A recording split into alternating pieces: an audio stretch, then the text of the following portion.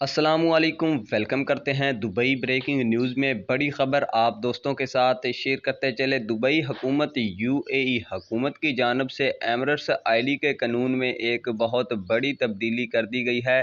बिलखसूस ऐसे तमाम लोग जिनके एमिरेट्स आईडी कार्ड गुम हो जाते हैं या उनके एमिरेट्स आईडी कार्ड के ऊपर स्पेलिंग की मिस्टेक वगैरह हो जाती है।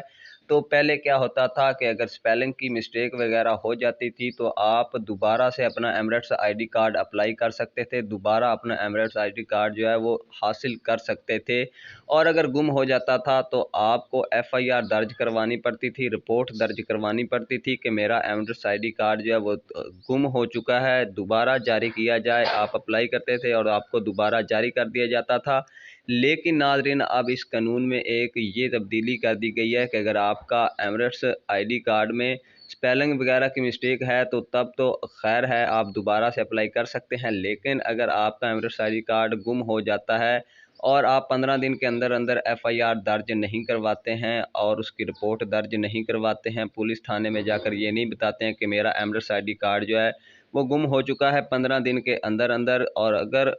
आप ऐसा नहीं करेंगे तो 15 दिन के बाद अगर आप जाकर अपनी एफआईआर दर्ज करवाएंगे तो ना ही आपकी एफआईआर दर्ज की जाएगी और ना ही आपको दोबारा से एमिरेट्स आईडी कार्ड जारी किया जाए।